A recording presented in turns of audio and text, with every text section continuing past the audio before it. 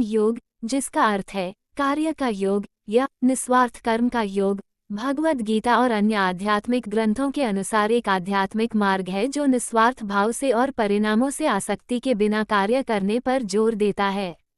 इसमें अपनी क्षमता के अनुसार अपना कर्तव्य करना, बिना अहंकार या परिणाम से आसक्ति के, और यह समझकर करना शामिल है कि कार्य पूजा या भक्ति का एक रूप है।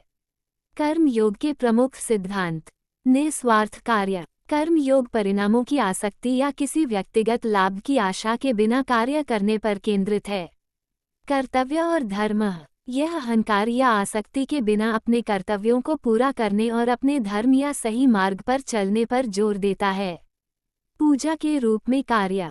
कर्म योग काम को भक्ति या पूजा के रूप में देखता है, जिसमें व्यक्ति अपने कार्यों को उच्च उद्देश्य के लिए समर्पित करता है। वैराग्य और अनासक्ति। ये व्यक्ति को अपने कार्यों के परिणाम और अपने श्रम के फल से अलगाव को प्रोत्साहित करता है।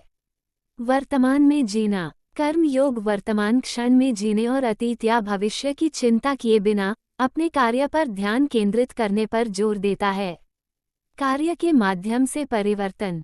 ये सुझाव देता है कि निस्वार्थ कर्मों में संलग्न होकर व्यक्ति स्वयं को परिवर्तित कर सकता है और मुक्ति की ओर बढ़ सकता है। कर्म योग के लाभ। आध्यात्मिक मुक्ति। कर्म योग का अभ्यास करके व्यक्ति आध्यात्मिक विकास कर सकता है और मुक्ति मोक्ष की ओर बढ़ सकता है। तनाव में कमी। परिणामों के प्रति आसक्ति छोड़ देने से चिंता और तनाव कम हो सकता है। व्यक्तिगत परिवर्तन। निस्वार्थ कार्य से व्यक्तिगत विकास और उद्देश्य की बेहतर समझ प्राप्त हो सकती है। बढ़ी हुई करुणा। सेवा और करुणा के कार्यों में संलग्न होने से सहानुभूति और दया की भावना अधिक विकसित हो सकती है। व्यवहारिक अनुप्रयोगों। दैनिक गतिविधियाँ। दैनिक जीवन में कर्म योग का अभ्यास निस्वार्थ भाव से कार्य करते हुए, हाथ में लिए कार्य पर ध्यान केंद्रित करते हुए तथा परिणाम की चिंता न करते हुए किया जा सकता है। स्वैच्छिक काम। स्वयंसेवी कार्य या सेवा में संलग्न होना, दूसरों के लाभ के लिए अपना समय और कौशल प्रदान करके कर्म योग का अभ्यास करने का एक तरीका हो सकता है।